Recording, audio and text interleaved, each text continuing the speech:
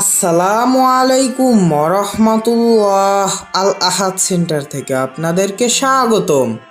গত পর্বে আমরা সূরা আল আনামের 91 থেকে 100 নং আয়াতের বাংলা অনুবাদ ধারাবাহিকভাবে আপনাদের সামনে উপস্থাপন করেছিলাম।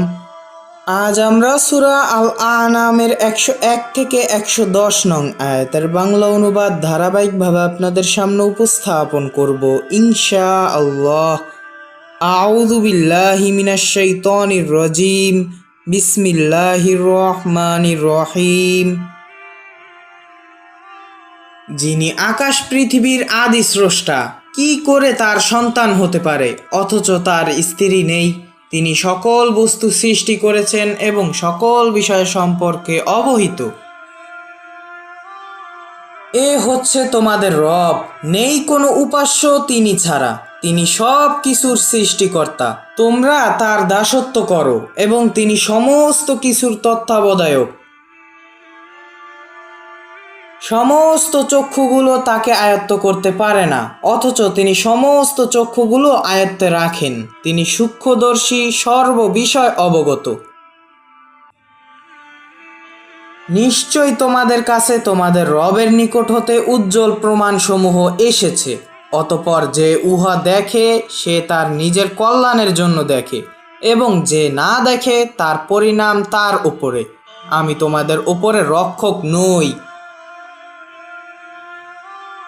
এভাবে আমি বর্ণনা করে দিচ্ছি আয়াতগুলোকে, যাতে তারা বলে আপনি পাঠ করে শিখে নিয়েছেন।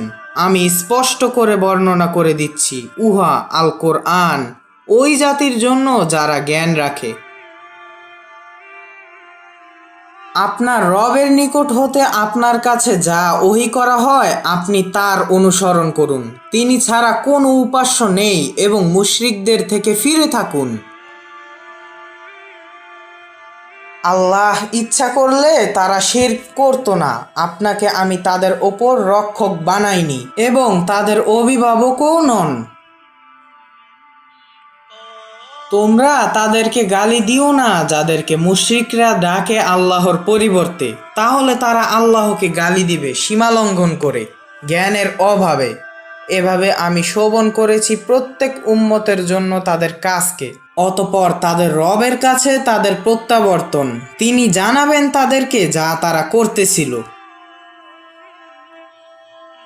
তারা আল্লাহর নামে কঠিন শপথ করে বলছে, তাদের কাছে কোনো নিদর্শন আসলে অবশ্যই তারা উহার ওপরে ঈমান আনবে। আপনি বলুন, নিদর্শন আল্লাহর নিকটে, তোমরা কি করে জানবে? নিশ্চয় নিদর্শন যখন আসবে তারা ঈমান আনবে না। আমি ফিরিয়ে দেব তাদের মন এবং দৃষ্টি, যেরূপ তারা ঈমান আনেনি উহার ওপরে, কোরআনের ওপরে প্রথমবার চন্দ্র দ্বিখণ্ডিত দেখে, এবং আমি ছেড়ে দিব তাদেরকে তাদের অবাধ্যতার মধ্যে, ফলে তারা অন্ধের মতো ঘুরতে থাকবে।